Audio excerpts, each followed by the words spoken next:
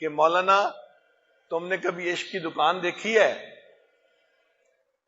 تو مولانا سوچ کر کہنے لگے جی حضرت میں نے اپنی زندگی میں 2 عشق کی دکانیں دیکھی ہیں۔ تو پوچھا کون کون سی؟ فرمانے لگے دہلی میں شاہ غلام علی دہلوی رحمت اللہ علیہ کی اور دوسری شاہ آفاق رحمت اللہ علیہ کی۔ یہ جو اللہ والوں کی جگہیں ہوتی ہیں یہ عشق کی دکانیں ہوتی ہیں، لوگ آتے ہیں ان کی صحبت میں کچھ وقت گزارتے ہیں اور عشق کی پڑیا لے کے وہاں سے رخصت ہو جاتے ہیں۔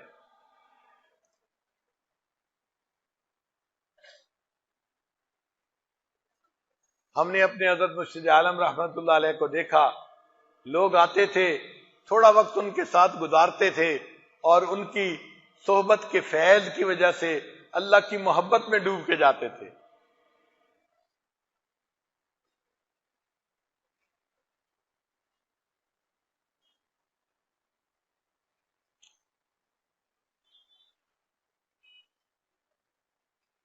چنانچہ حضرت مولانا حسن گنگوہی رحمت اللہ علیہ لمبا سجدہ کرتے تھے، لمبا سجدہ کرتے تھے۔ کسی نے پوچھا حضرت اتنا لمبا سجدہ کیوں کرتے ہیں؟ فرماتے تھے کہ جب میں سجدہ کرتا ہوں تو میرے ذہن میں یہ کیفیت ہوتی ہے کہ شاید یہ میری زندگی کا آخری سجدہ ہو، میرا سر اٹھانے کو دل ہی نہیں چاہتا۔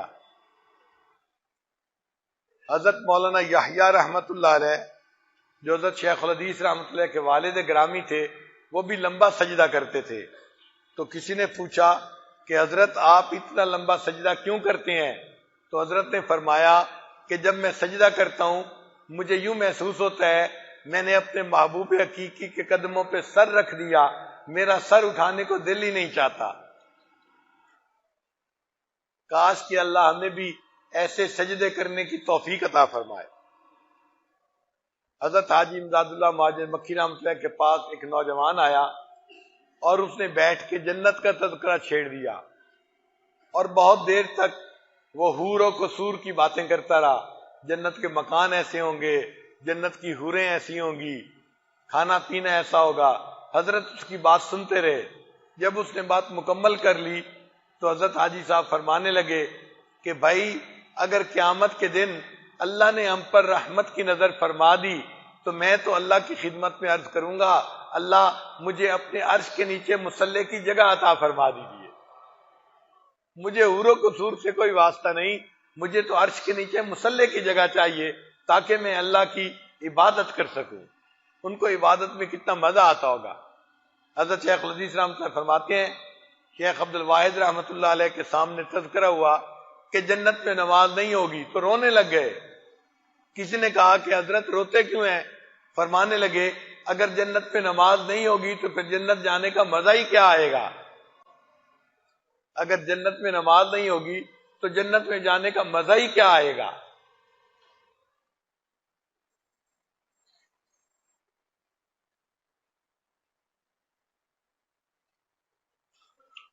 چنانچہ یہ عشق کی آگ ایک سینے سے دوسرے سینے میں منتقل ہوتی ہے۔ جس قلب کی آہوں نے دل پھونک دیے لاکھوں، جس قلب کی آہوں نے دل پھونک دیے لاکھوں، اس قلب میں یا اللہ کیا آگ بھری ہوگی۔ کیا اللہ کی محبت کی آگ اس سینے میں ہوگی کہ جو سینہ لاکھوں بندوں کے دلوں میں عشق کی محبت کی آگ جلانے میں کامیاب ہو گیا۔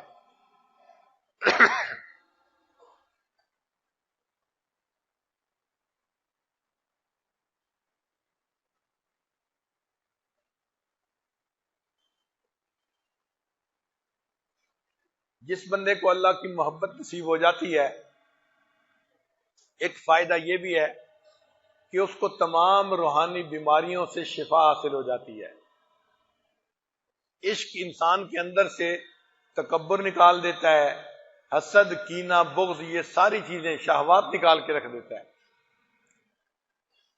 شاعر نے کہا شاد باد اے عشق خوش سودائے ماں، شاد باش اے عشق خوش سودائے ماں، اے دوائے جملہ علت ہائے ماں، اے دوائے نخوت و ناموس ماں، اے کہ افلاطون و جالینوس ماں۔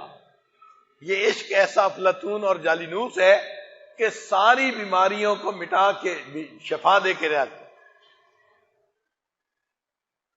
علامہ اقبال نے کیا پیاری بات کہی، اقبال عشق نے تیرے سب بل دیے نکال. جو کس بل ہوتے ہیں نا، عشق اس کو سیدھا کر دیتا ہے، عاجزی پیدا کر دیتا ہے. اقبال عشق نے تیرے سب بل دیے نکال، مدت سے آرزو تھی کہ سیدھا کرے کوئی. بڑی تمنا تھی کوئی سیدھا کر دے، عشق مل گیا، عشق نے مجھے سیدھا کر کے رکھ دیا. عشق نے میرے اندر عاجزی پیدا کر دی، وہ جو میں تھی، عجب تھا، تکبر تھا، سب نکال کے رکھ دیا. تو یہ عشق انسان کی روحانی بیماریوں سے اس کو شفا دے دیتا ہے.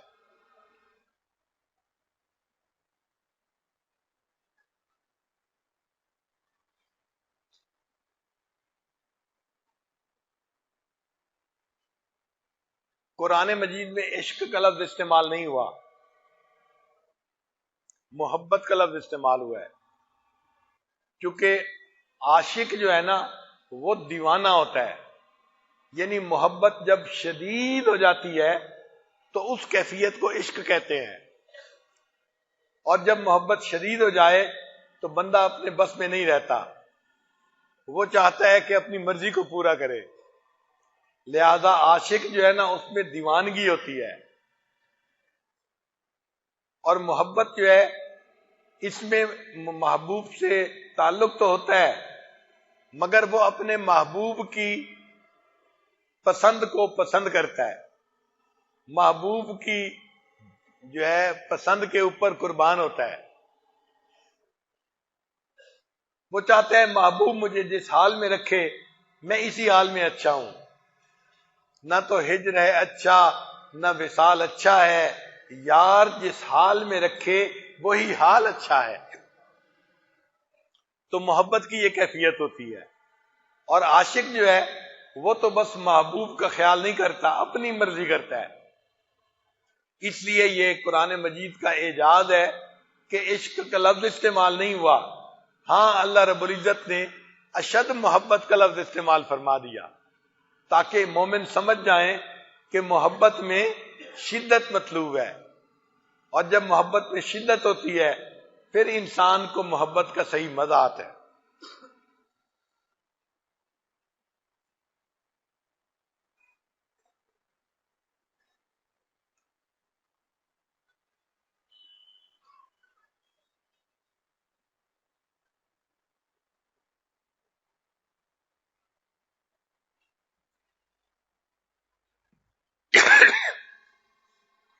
آج ہم جو کہتے ہیں نا جی کہ مراقبے کی فرصت نہیں ملی، معمولات کے لیے ٹائم نہیں ملا، تہجد میں آنکھ نہیں کھلی، اس کی بنیادی وجہ وہ جو محبت کی آگ ہوتی ہے نا سینے میں، وہ ٹھنڈی ہو چکی ہوتی ہے، وہ انگیٹھی ٹھنڈی ہو گئی ہوتی ہے، جس کی وجہ سے ہمارے اندر کوئی ولولہ نہیں ہوتا.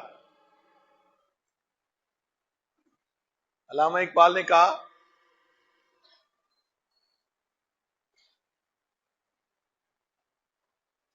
حقیقت خرافات میں کھو گئی، یہ امت روایات میں کھو گئی، لبھاتا ہے دل کو بیان خطیب، مگر لذت شوق سے بے نصیب. وہ صوفی کے تھا خدمت حق میں فرد، محبت میں یکتا امانت میں مرد، عجم کے خیالات میں کھو گیا، وہ سالک مقامات میں کھو گیا، بجھی عشق کی آگ اندھیر ہے، مسلمان نہیں راکھ کا ڈھیر ہے. آج ہم راکھ کا ڈھیر بنے ہوئے ہیں. ہماری یہ جو چولہا ہے دل کا، اس کے اندر انگارے نہیں ہیں. ایک وقت تھا دل کے چولہے میں انگارے ہوتے تھے، اور یہ آگ نوجوان کو تہجد کے وقت جگا دیتی تھی، اور یہ نوجوان تہجد کے وقت میں اللہ کے سامنے اپنی فریادیں پیش کرتا تھا. تیری نگاہ سے دل سینوں میں کانپتے تھے، تیری نگاہ سے دل سینوں میں کانپتے تھے، کھویا گیا ہے تیرا جذبے کلندرانہ. وہ جذبے کلندرانہ آج ہم سے چھن گیا. آج تو اندر ایسے جیسے راکھ کا ڈھیر ہوتا ہے، کوئی محبت کی وہ کیفیت ہی سالک کو محسوس نہیں ہوتی. تو پھر اس کو رات کی عبادت کا شوق کیسے ہوگا؟ اس کو محبت رات کو کیسے جگائے گی؟ اس محبت کی چنگاری دل کے اندر لگوا لیجئے تاکہ یہ آگ بھڑکنا شروع ہو جائے. پھر دیکھیے کہ اعمال کرنے کتنے آسان ہوتے ہیں.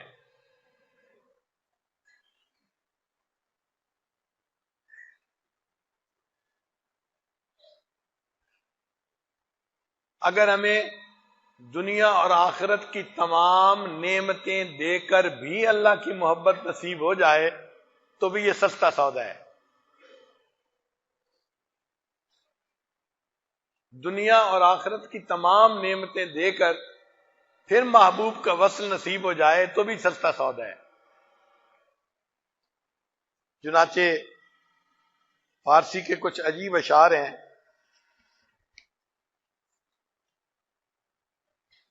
جاں ز تن بردی و در جانی ہنوز. اے محبوب، تو نے میرے تن سے جان تو نکال دی اور تو خود میری جان بن کے میرے تن میں سما گیا. جاں ز تن بردی و در جانی ہنوز، دردہا دادی و درمانی ہنوز. اے محبوب، تو نے ہی تو مجھے درد دل عطا کیا اور اس درد دل کی دوا بھی تو آپ خود ہی ہیں، اس کی درما بھی آپ ہیں، اس کا علاج بھی آپ ہیں. آشکارا سینہ ہم شکافتی. آپ کی آنکھوں کی پلکوں کے تیر نے میرے سینے کو چیر کے رکھ دیا، میرے سینے کے اندر شگاف کر ڈالا. یہ اصل لفظ ہے شگاف، لیکن اس کو شکافتی لکھتے ہیں. آشکارا سینہ امب شکافتی، ہم چنا در سینہ پنہانی ہنود. اے محبوب، آپ نے میرے سینے کو چاک تو کر دیا، لیکن اس پھٹے ہوئے سینے میں آپ خود ہی تو چھپ کے بیٹھے ہوئے ہیں. ملک دل کر دی خراب از تیغ ناز. اے محبوب، آپ نے میرے دل کو اپنی ناز کی تلوار کے ساتھ جو ہے بدل کے رکھ دیا. ملک دل کر دی خراب از تیغ ناز. دیکھیں انسان کے دل میں مخلوق کی محبتیں ہوتی ہیں، مال کی محبت، دنیا کی محبت، کتنی قسم کی محبتیں ہوتی ہیں، تو یوں سمجھیں کہ دل اس کا آباد ہوتا ہے. مگر جب اللہ کی نگاہ ناز پڑتی ہے تو ان تمام ماسوا پہ چھری پھر جاتی ہے، سب کٹ جاتا ہے اور دل بالکل خالی ہو جاتا ہے. اس کو شاعر کہتا ہے کہ ملک دل کر دی خراب از تیغ ناز.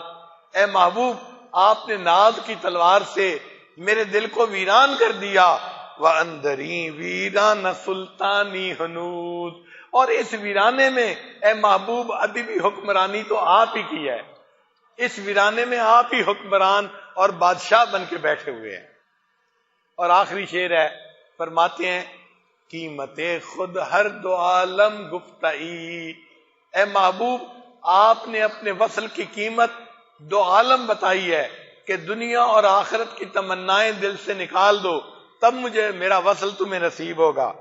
قیمت خود ہر دو عالم کر دئی، نرخ بالا کن کے ارزانی ہنود. اے محبوب، قیمت بڑھا دیجئے، آپ تو میرے ساتھ بڑا سستا سودا کر رہے ہیں. یہ تو کوئی قیمت ہی نہیں جو آپ مانگ رہے ہیں، میں تو اس سے زیادہ قیمت دینے کے لیے تیار ہوں. تو جب دل میں اللہ کی ایسی محبت ہو، پھر بندے کے لیے اللہ کے لیے سب کچھ قربان کرنا آسان ہو جاتا ہے. آج چند منٹ کا مراقبہ مشکل نظر آتا ہے، اس کی وجہ یہ کہ محبت کی آگ دل میں نہیں ہوتی.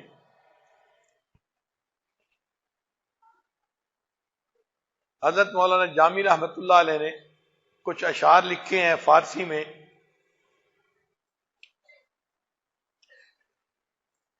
ذرا دل کے کانوں سے سنیے گا. فرماتے ہیں دید مجنو را یکے صحرا نورد. مجنو کو ایک صحرا کے مسافر نے دیکھا، یعنی صحرا کا مسافر صحرا میں سے جا رہا تھا اور اس جگہ مجنو بیٹھا ہوا تھا. دید مجنو را یکے صحرا نورد، درمیان بادیا بنشستہ فرد، کہ مجنو اس بیابان جگہ پر اکیلا بیٹھا ہوا تھا۔